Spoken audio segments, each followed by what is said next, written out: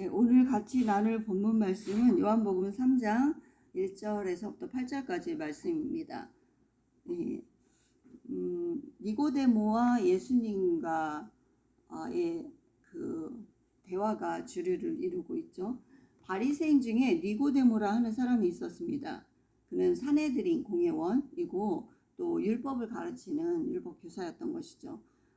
그런데 어느 날 밤에 그가 예수님께 나와서 예수님에 대한 믿음을 고백합니다. 예수께서 하신 일들을 보고 예수님께서 일으키신 기적들을 눈여겨보았겠죠. 그래서 이렇게 말을 하죠. 예수님은 하나님이 함께 하시는 분이십니다. 이렇게 니고데모가 말하고 있어요. 그리고 이제 예수님과 니고데모의 대화가 이제 시작되는 것이죠. 오늘 본문 말씀은 예수님과의 대화 가운데 오고 간 그 영적인 비밀을 우리에게 깨닫게 해주고 있습니다. 예수님을 찾아온 니고데모는 영생을 갈망하고 있었다는 것을 알 수 있고, 주께서는 그의 내면을, 니고데모가 말을 하지 않았지만 그의 내면을 꿰뚫어 보고 계셨다는 것이죠. 그래서 예수님께서 니고데모의 말과는 상관없이 영생에 대하여 단도직입적으로 대화를 이끌어 가시는 것을 볼 수 있습니다. 그렇죠. 오늘 그 말씀의 주제는 사람이 거듭나지 아니하면 하나님의 나라를 볼 수 없다라는 것입니다. 그래서 이제 1절부터 좀 자세히 살펴보기를 원합니다. 1절부터 성경 말씀을 잘 보시기 바랍니다. 1절, 2절을 보면 좀 전에 설명한 말씀이에요. 바리새인 중에 니고데모라는 사람이 있었대. 예수님께서 바리새인과 서기관들을 독사의 자식이라고 이렇게 말씀하셨어요. 그 이유는 무엇입니까? 독사의 자식이라고 하는 것은 그들이 선한 자들이 아니고 악한 자라는 것을 지금 정확하게 지적하신 것이죠. 사단에게서 온 자들이다 라고 이렇게 말하신 거랑 같은 말씀입니다. 그 이유는 그들이 가르치는 말씀, 진리의 말씀을, 하나님의 그 말씀들을 가르치지만 그들의 행위는 참으로 위선적이었기 때문이죠. 그리고 또 메시아로 오신 예수님을 가장 배척한 자들이 그들이었어요. 바리새인과 서기관들. 그런데 오늘 등장하는 니고데모도 어떤 사람이었다? 누구였다? 그 신분이 바리새인이었다. 바리새인이고 그 후반부에 보면 예수님께서 니고데모에게 그 니고데모를 지칭하는 말씀이 있어요. 너는 율법을 가르치는 이스라엘의 선생이 아니냐라고 이렇게 말씀하고 있는 걸 볼 때 니고데모는 바리새인이요. 또 산헤드린 공회원이었을 것이다. 이게 종교 지도자격인 사람이었을 것이고, 그리고 이스라엘의 선생으로서 말씀을 가르치는 율법을 가르치는 율법 교사였다는 것이죠. 1절 말씀에서 유대인이 지도자다라고 이렇게 말하고 있잖아요. 유대인이 지도자라는 것이 바로 산헤드린 공회원이다라고 이렇게 볼 수 있습니다. 2절을 보면 그가 밤에, 니고데모가 밤에 낮에 올 수 없었겠죠. 많은 시선들이 있으니까 밤에 예수께 나왔다는 것이에요. 그래서 예수님께 말하고 있죠. 랍비여, 랍비는 선생님이시여, 이렇게 말하는 것이죠.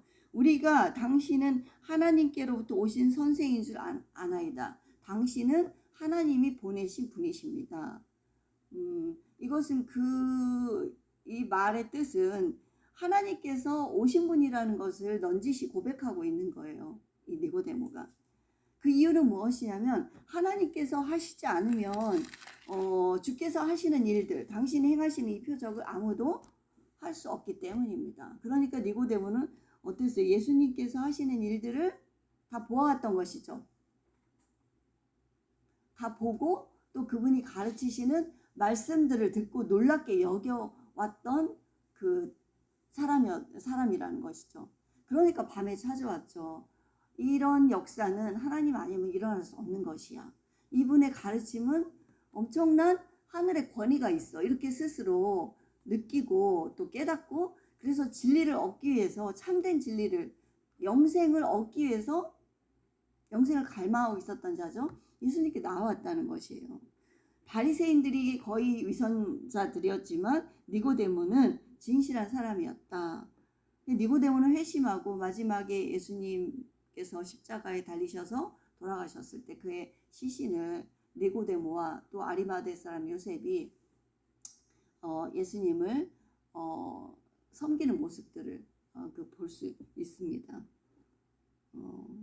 니고데모는 메시아를 갈망하고 있었던 자가 분명하다라고 추측할 수 있어요. 그리고 또 예수님 전지하신 분이죠. 그러니까 니고데모가 말을 하지 않았지만 그 자의 갈망이 무엇인지 또 그의 마음의 고민이 무엇인지를 꿰뚫어 보셨다는 거예요. 그 주님은 오늘도 우리의 내면의 마음의 고민과 또 내면에서 그 솟아오르는 갈망이 무엇인지를 다 아시고 계신다는 거예요. 예수님께서 그의 통찰력으로 니고데모의 속마음을 아시고 이제 단도직입적으로 지금 대화를 이끌어 가시는 것이죠. 니고데모는 말하기를 주는 하나님께서 보내신 선생입니다. 이렇게 고백을 하고 있는데 예수님께서 말씀하신 것을 보세요. 지금 3절 말씀이죠. 예수께서 대답하여 이르시되 니고데모의 그 말에 대답한 말씀이 무엇이냐면 진실로 진실로 너에게 이르노니 사람이 거듭나지 아니하면 하나님의 나라를 볼 수 없다. 니고데모의 말과 예수님의 대화가 지금 뭔가 동떨어져 있잖아요. 예수님께서는 니고데모의 내면의 갈망을 들여다보시고 그것을 주시길 원했다는 것이죠. 주님은 전지하신 분이죠. 갑자기 거듭남에 대해서 말씀하시고 하나님의 나라를 보는 것에 대해서 말씀하고 있다는 거예요. 그런데 이거 두 가지가 같이 연결되어 있다. 만약에 네가 거듭나지 아니한다면 너는 하나님의 나라를 볼 수 없다라고 지금 3절에서 못 받고 계신 거예요. 왜냐하면 니고데모가 영생을 원하는 자였기 때문에 하나님 나라를 갈망하고 그 나라에 들어가기를 소원한 자였기 때문에 방법을 가르쳐 주신 거예요. 어떻게 해야 영생을 얻는지. 잘 이해가 됩니까? 3절 말씀이죠. 이것은 오늘 우리에게도 다시 한번 주지시켜 주시고 계시다는 것을 알아야 합니다. 그랬더니 4절을 보면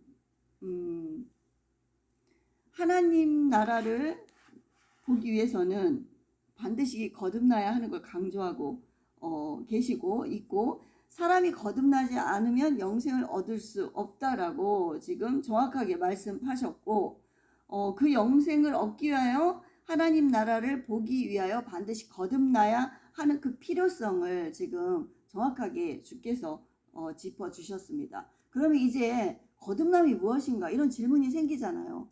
나는 거듭났는가? 형제님은 거듭났습니까? 거듭남이 무엇인가를 생각해 봐야 되는 것이죠. 니고데모도 이제 갑자기 거듭남이 무엇이지 하고 그런 고민이 생기게 되었던 것입니다. 4절 보니까 니고데모가 그래서 질문을 해요. 어떻게? 사람이 늙으면 어떻게 다시 날 수 있습니까? 두 번째 모태에 들어갔다가 날 수 있사옵나이까? 이렇게 아주 무지한 질문을 하죠. 거듭남에 대해서 예수님께서 말씀하실 때 그 거듭남의 비밀이 무엇인지 알 수 없으므로 이렇게 무지한 답변을 해요. 그런데 이런 질문을 해요. 그런데 이렇게 자기의 무지를 드러내는 이유는 그의 갈망이 얼마나 큰지를 또 나타내주고 있는 것이에요. 자기의 그 무지를 드러냄으로써 주께로부터 진짜 그 답을 알고 싶었다는 것이죠. 니고데모의 갈망이 보여지냐는 거예요.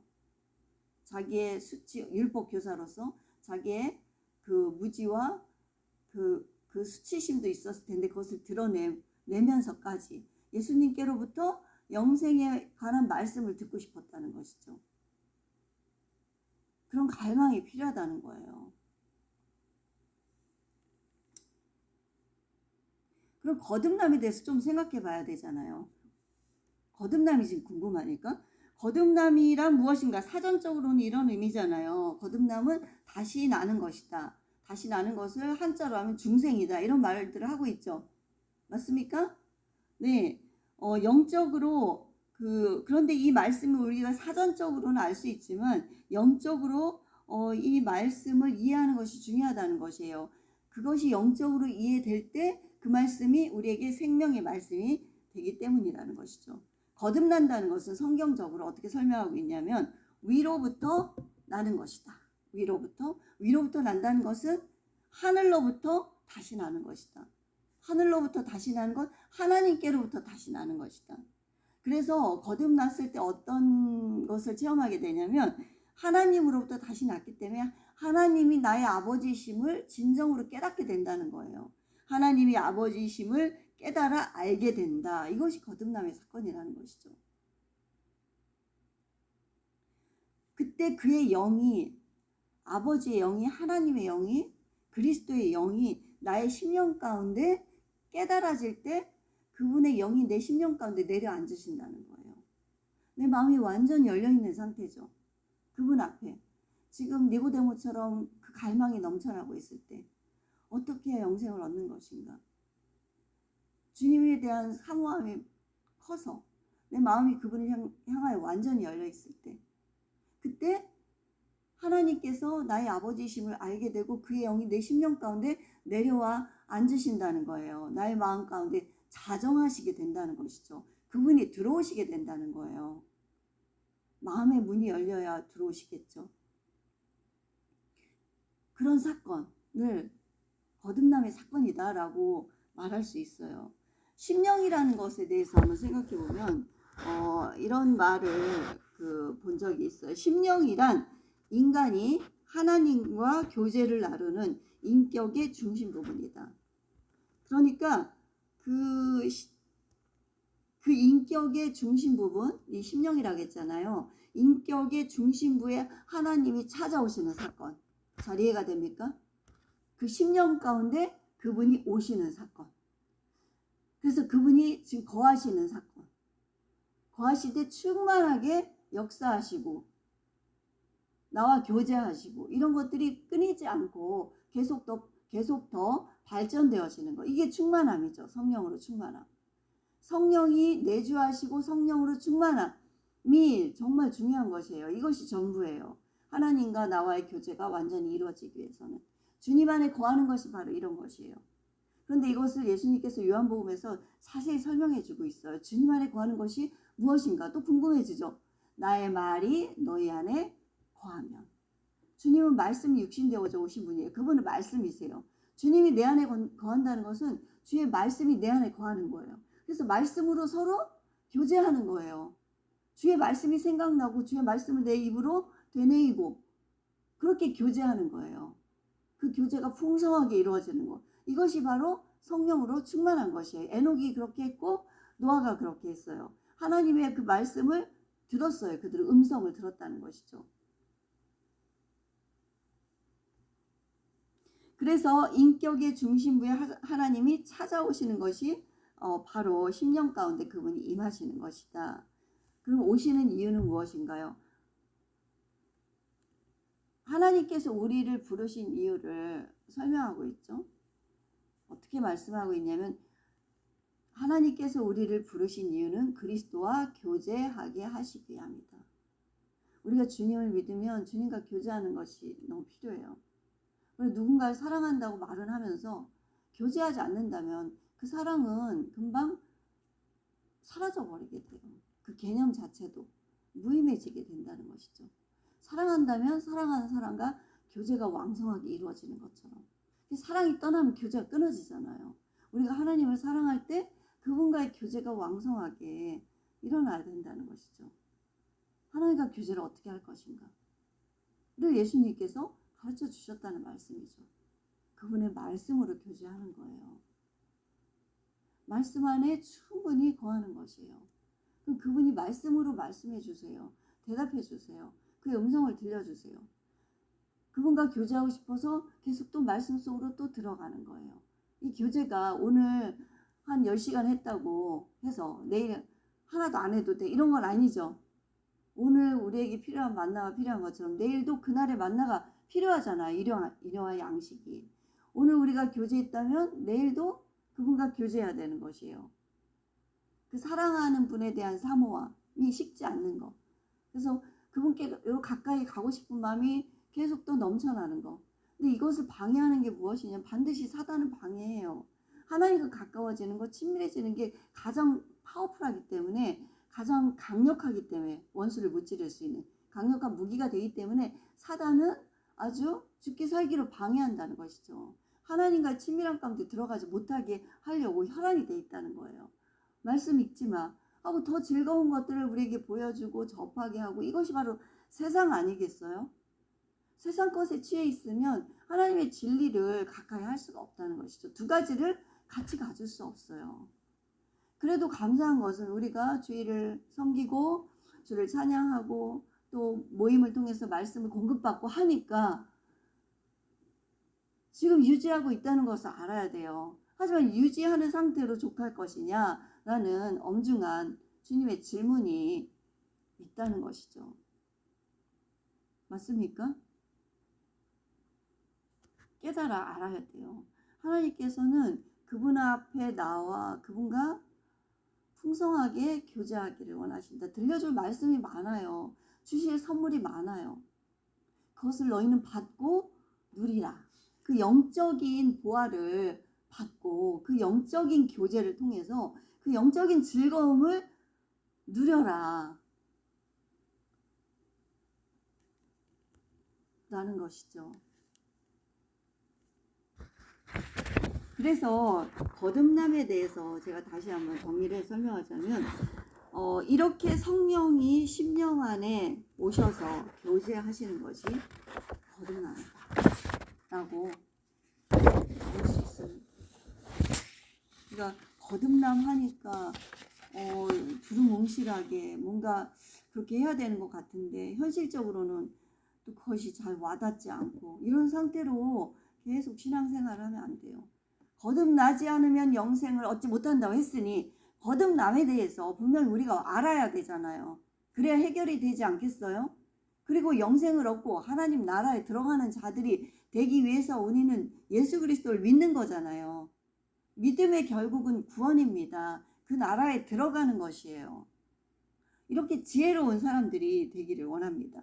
4절의 말씀을 보세요. 4절에 이제 아까 4절을 먼저 잠깐 나눴지만 니고데모가 자기의 무지를 드러내고 있죠. 예수님의 입에서 나오는 영적인 말씀을 도무지 이해하지 못했어요. 그러니까 이런 거죠. 하늘에 속한 자는 하늘의 일들을 말하는데 땅에 속한 자는 어때요? 그 말들을 땅에 속한 수준으로 받아들이기 때문에 하늘에서 오는 말들을 이해할 수 없다는 거예요. 이 무지를 극복할 수가 없어요. 눈꺼풀이 벗겨지기 전에, 눈에서 이 비늘 같은 것이 벗겨지기 전에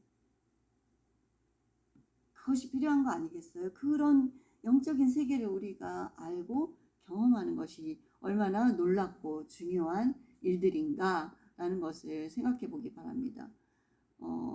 니고데모는 종교 지도자였다고 아까 그 1절에서 말씀하고 있죠. 그리고 이스라엘 선생이었다. 율법을 가르치는 사람이었지만 그의 영적인 무지는 예수 그리스도께로부터 오는 그 진리의 말씀을 담지 못했다는 것이에요.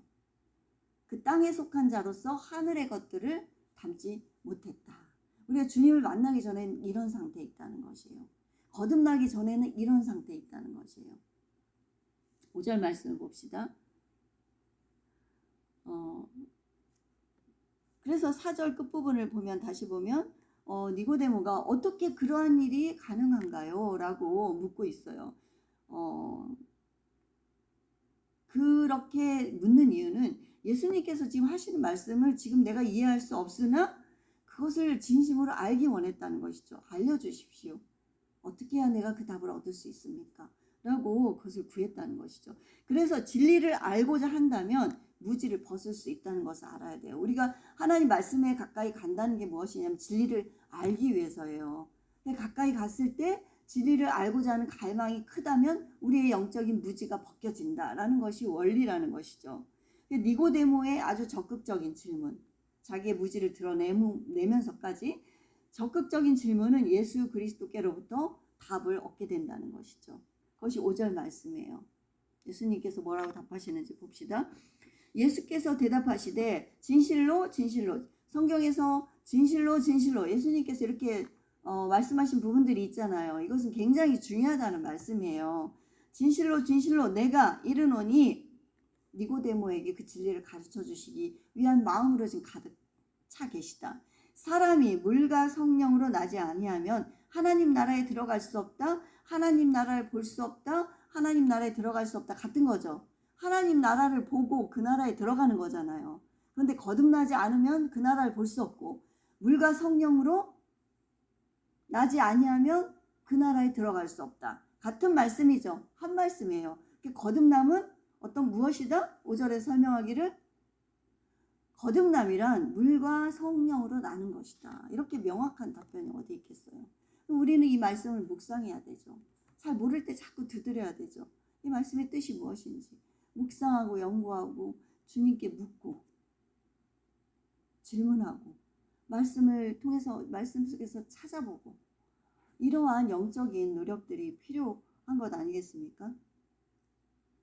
그랬더니 6절 말씀에 6절을 나누기 전에 5절 말씀을 조금 더 보면 물과 성령으로 나지 아니하면 하나님 나라에 들어갈 수 없다라고 예수님께서 명확한 답변을 하셨어요. 그리고 거듭남이 이것이 무엇이냐면 니고데모의 질문에 답변한 거잖아요. 거듭나는 것이 무엇이죠? 했더니 거듭남은 물과 성령으로 다시 나는 것이다 라고 말씀했잖아요. 말씀해 주신 거죠. 그래서 여기가 물과 성령으로라는 것은 물로만이 아니고 물과 성령으로 나는 것이 중요하다라고 지금 설명하고 있는 것이죠. 이것을 우리가 흔히 물세례와 성령 세례 이렇게 말하잖아요. 물세례를 받았느냐? 성령 세례도 받아야 한다. 성령 세례 받으라, 성령 받으라, 성령 받으라. 그토록 외쳤던 게 바로 이것 때문이라는 것이죠. 요즘은 이렇게도 많이 안 외치는 것 같아요. 물세례라는 것은 물에서 건짐을 받는다는 것을 의미한다고 그랬죠. 우리가 많이 나눴어요. 즉 물은 심판으로부터 건짐을 받는다. 죄와 사망으로부터 죄와 사망으로 말미암아 죽을 수밖에 없는 그 심판으로부터 들려 올림을 받는다라는 것을 의미하는 게 바로 물세례예요. 그건 이해가 됐잖아요. 그리스도를 믿게 되면 이 구원의 원리를 반드시 받아들여야 되죠. 그래서 예수님을 믿을 때 세례를 받잖아요. 이렇게 해야 구원을 받지 하는 이 원리를 받아들인다는 것이에요. 그런데 왜 성령 세례가 필요하고 중요한가라는 것이죠. 그것은 바로 이런 이유 때문입니다. 이 원리가 이것이 실행되어질 수 있도록 하는 것이 바로 성령으로 나는 것이라는 거예요. 이 원리를 이해했어요. 그리고 그 원리를 받아들였어요. 그런데 이 원리가 실행되어지려면 성령으로 나는 것이 필요하다. 라는 것을 지금 설명하고 있는 것이죠. 실행되어질 수 있도록 성령이 심령 가운데 반드시 오셔야 하는 것이다. 마음으로 믿고 입술로 고백했잖아요. 주를 영접하고 물세례를 받아요. 그 다음에 성령 세례를 받아야 하는 이유. 그리스도의 영이 내 심령 가운데 깊이 들어오셔야 되기 때문에 이게 성령으로 나는 것이에요. 물로만이 아니라 물과 성령으로 나는 것. 이게 바로 거듭남이다. 그러니까 원리가 있으면 원리가 실행되어지는 거. 이론과 실천은 두 가지가 다 중요해요. 이론 없는 실천이 없어요. 이론만 있고 실천이 없다면 그 이론은 무의미한 것이에요. 맞습니까? 이론은 실천을 위해서 필요한 것이에요. 그 궁극적으로 중요한 게 무엇인가요? 실천이죠. 실현이잖아요. 실행. 이게 궁극적인 목적 아니겠어요? 이것을 위해서 이론적으로 먼저 설명하는 것이에요. 그게 물세례고 그 다음에 실행되어지는 게 바로 성령 세례다. 왜 우리가 운동을 해도 먼저 이론을 가르치잖아요. 운동뿐이겠어요. 무엇이든지. 이론을 안 가르치고 바로 들어가지 않잖아요. 이론을 먼저 가르치는 이유는 뭐냐면 이해할 수 있도록 설명해 준 이후에 그것을 실행하게 하는 것이죠. 이론과 이 실천, 프랙티스는 같이 다 중요한 거잖아요. 이것이 바로 물과 성령으로 나는 원리라는 것이에요. 둘 중에 어떤 것도 빠지면 안 된다. 그런데 더 궁극적인 목적은 바로 뒤에 있는 것이다. 실행이다. 성령으로 나는 것이다. 아멘이 됩니까? 심령 가운데 성령이 반드시 오셔야 하는 것이죠. 이것이 바로 성령 세례이고 이것이 구원의 완성체라는 것이에요. 믿음의 결국 구원이라고 했죠. 이 구원의 완성체가 되는 것이 물과 성령으로 나는 것이다. 그래서 거듭남이 없으면 하나님 나라를 볼 수 없다. 니고데모는 결국 예수님께 찾아온 이유가 뭐냐면 어떻게 해야 영생을 얻는 걸까요? 이것이 궁금해서 왔어요. 예수님께서는 그의 마음을 다 들여다보시고 영생을 얻기 위해선 이런 자가 되어야 된다라고 단도직입적으로 대화를 이끌어 가시고 있다는 것이죠. 오늘 말씀이 6절 말씀 보세요. 육으로 난 것은 육이요 영으로 난 것은 영이니. 무슨 말씀일까요? 지금 육으로 난 것은 육이요 영으로 난 것은 영이니, 육으로 난 것으로 머물러 있다면, 영으로는 나지 않았다면 이것은 불완전하다는 것이죠. 다시 말하면 이 말씀 속에서 그 말씀 속에 내포하고 있는 예수님의 의도는 무엇이냐면 우린 육으로 난 자들이잖아요. 너희는 이제 영으로 난 자들이 되어라. 이런 권고의 말씀이라는 것이죠. 그러니 하나님의 영을 받으라. 이런 말씀이에요. 예수님께서 아주 의미심장한 말씀을 한 줄로 하신 것이죠. 그 이유는 무엇입니까? 육은 유한하죠. 그래서 죽잖아요. 육은 썩어 없어질 존재로서 무가치한 것이에요. 하나님의 관점으로 볼 때는. 육이 필요 없다는 게 아니라 반면에 영은 어떤가요? 영은 영원하며 영원히 지속될 가치를 가지고 있죠. 영생의 영이잖아. 영원한. 영원히 사는 것.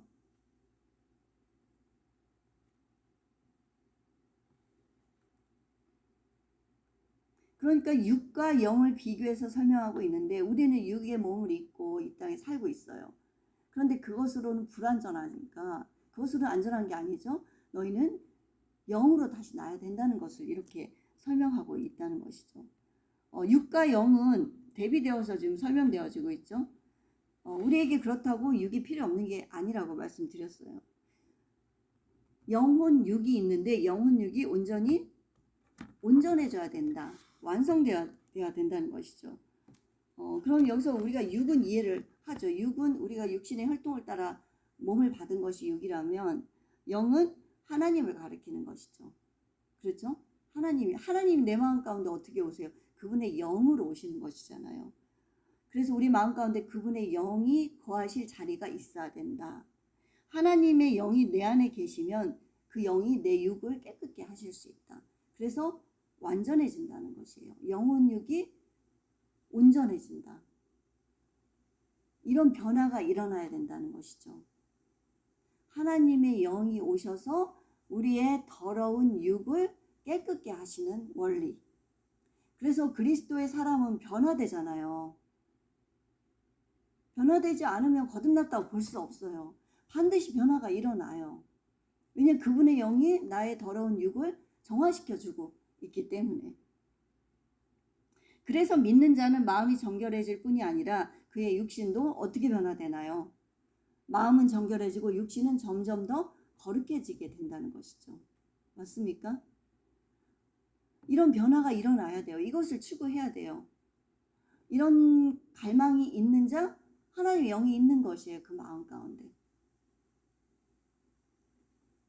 로마서 12장에서는 이러한 이것이 바로 이렇게 영혼육이 깨끗해진 것이 바로 하나님께서 기쁘게 받으실 제물이다 라고 설명하고 있죠. 네.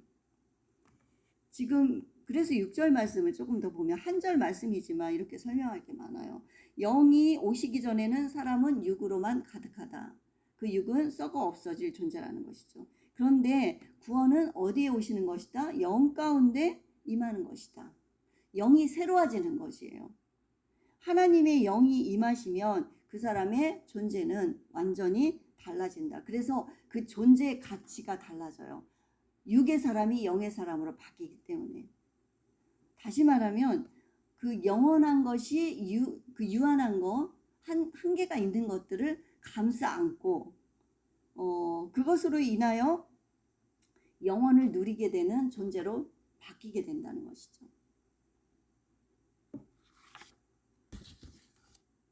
이렇게 바뀌기 위해서 성령이 오셔야 된다. 성령이 필요하다. 성령이 내 안에 거하셔야 된다. 성령이 없으면 안 된다.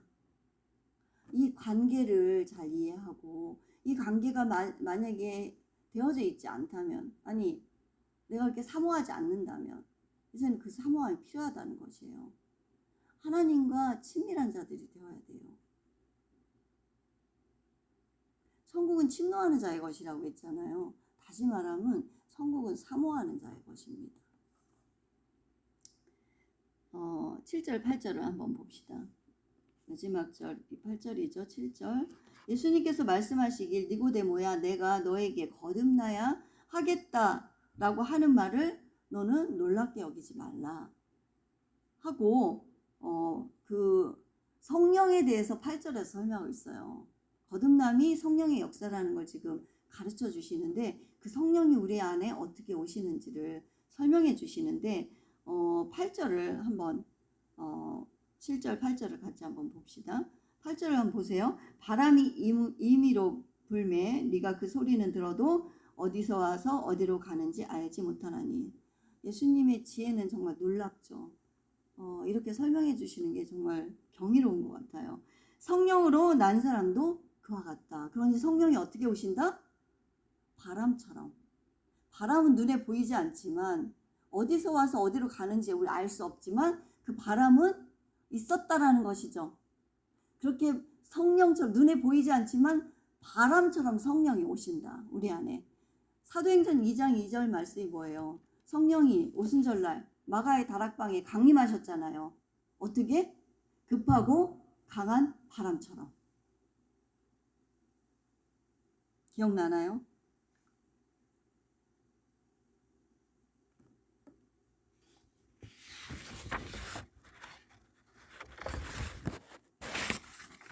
그날 주의 성령이 임하기를 예수님께서 제자들에게 너희는 예루살렘을 떠나지 말고 성령이 임하심을 기다려라 라고 제자들에게 명령하셨어요. 기다리다가 떠난 자들도 있었죠. 그런데 거기에 남아있던 약 120명에게는 그들이 온전히 주의 성령이 오기를 기다리고 있었으므로 그들이 성령을 받아요. 그것이 사도행전 2장 이하의 말씀이잖아요. 2장 2절. 오순절날 성령이 마가의 다락방에 강림하셨다. 그때 급하고 강한 바람 소리 같이 성령이 임했다라고 기록이 되어져 있어요. 그래서 그 소리를 들었으나 그 바람을 느꼈으나 어디서 와서 어디로 가는지 알지 못했지만 그 성령이 그들의 심령 가운데 각 사람의 심령 가운데 임하셨다. 즉 성령이 바람과 같이 오신다라고 지금 예수님께서 니고데모에게 설명하고 있는 거예요.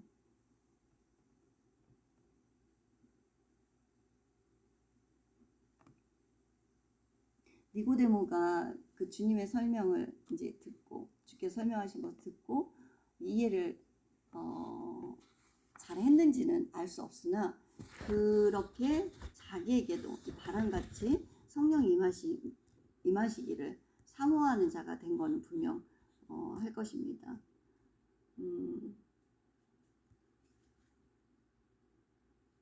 그러니까 성령을 갈망했던 자들은 결국 성령을 체험했어요. 갈망이 없으면 체험할 수 없다. 그러니까 사모함이 없으면 만날 수 없어요. 사모함이 중요해요. 그 체험은 그들에게 능력이 또 되었다는 것이죠. 능력이 되어 권능으로 임하게 되었다. 이게 사도행전 1장 8절 말씀이죠. 주님의 명령. 너희가 성령이 임하시면 권능을 받고 제자들에게 성령이 임하시면 그것이 그 능력이 권능으로 임한다는 것이잖아요. 권능을 받고 너희는 나를 증거하는 증인들이 되어라 라고 말씀하셨어요. 예루살렘과 유대와 사마리아와 땅끝까지 이르러 권능을 주시는 이유가 무엇인가요? 우리가 성령의 사람이 되어 권능을 받게 되면 예수 그리스도를 증거할 수밖에 없는 자들이 된다는 것이죠. 그러니까 각 사람의 심령 가운데 성령이 오셔서 그리스도와 교제하는 것이 필요하고 그 성령이 오심으로 그 능력이 권능으로 임하면 그것이 하나님의 일에 동역하는 자들이 되게 하시기 위함이다. 사도들은 이 권능을 받았죠. 우리가 주의 일을 하기를 원한다면 이 권능이 우리에게도 필요한 것이에요. 근데 이것이 어떻게 온다? 성령이 임하심으로 오게 된다. 우리가 구해야 할 것은 성령밖에 없어요. 성령이면 충분합니다.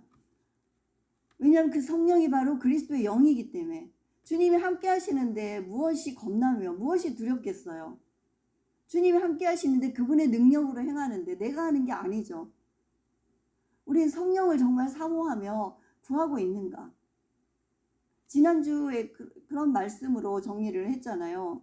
성령이 어떻게 임하시는가? 내가 사모함으로 강단을 통해서 들리는 말씀을 아멘으로 받고 사모함으로 갈망할 때 하나님 나에게도 성령 임하시옵소서, 성령이여 임하소서 하고 갈망하는 기도를 속으로 기도하지만 들리지 않게 하지만 하나님께서는 그 마음을 아시죠.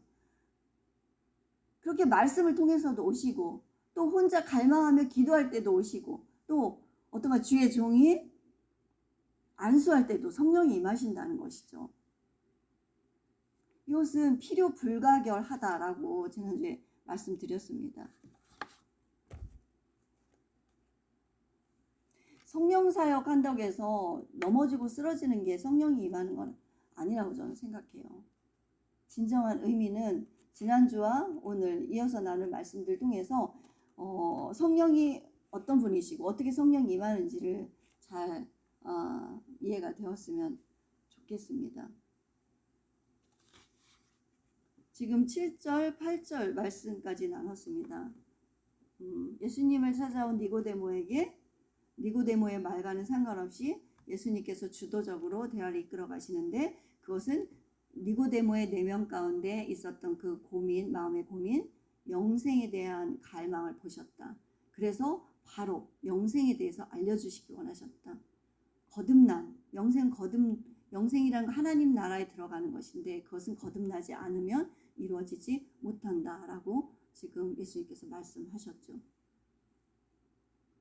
거듭남이란 물과 성령으로 나는 것이다. 우리가 물로 세례를 받았다면 이제 성령 세례를 받아야 하는 것은 너무나 중요한 것인데 성령으로 난 자들이 되어야 된다는 것을 지금 예수님께서는 강하게 니고데모에게 지금 주지시키고 있는 것이죠.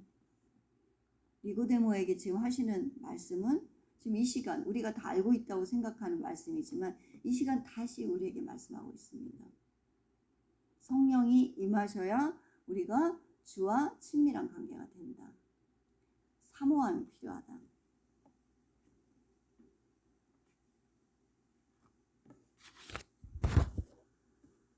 지금 믿음을 통해서 얻게 되는 구원의 원리를 다시 한번 설명하고 있는 것이에요. 구원보다 더 중요한 것이 어디 있겠습니까? 믿음의 결국은 구원입니다. 그럼 구원이 무엇인가? 구원은 영생을 얻는 것입니다. 어디에서 영원히 사는 것입니까? 바로 하나님의 나라입니다. 하나님의 나라를 보는 자, 그 나라에 들어가는 것이죠.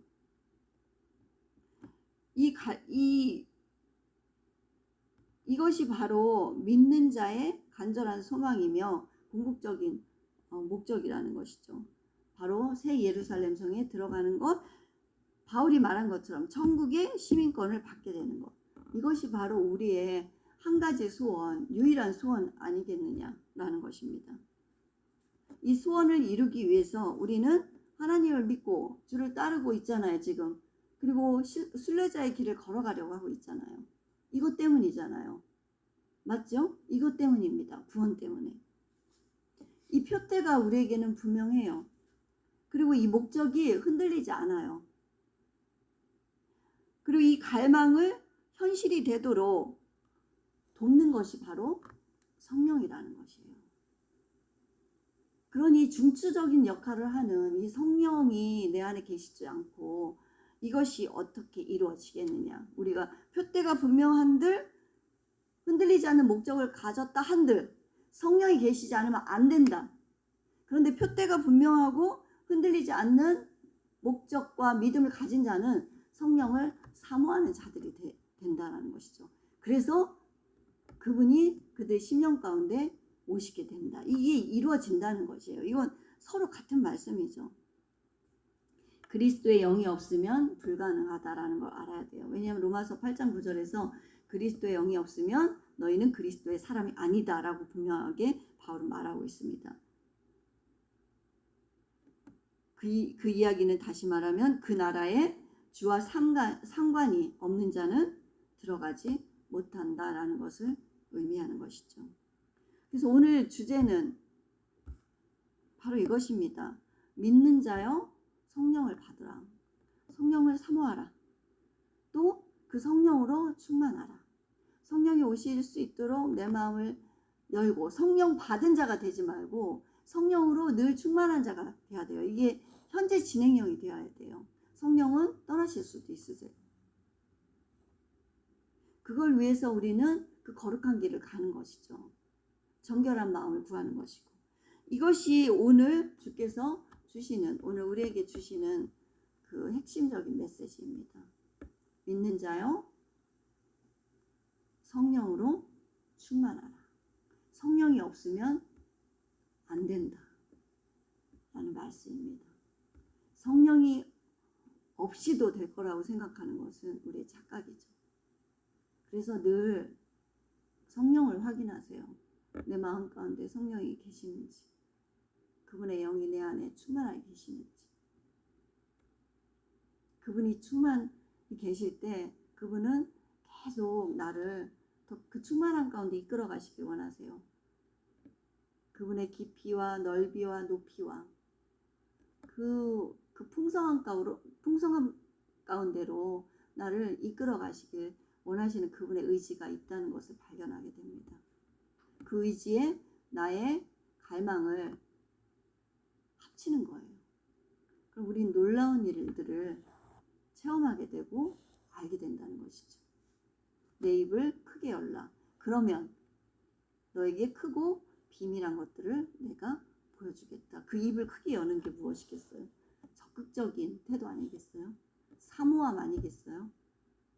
갈망과 추구 아니겠어요? 그럴 때 크고 놀라운 일들을 보여주겠다. 하나님의 비밀을 알려주겠다. 이거보다 더 귀한 것이 어디 있겠습니까?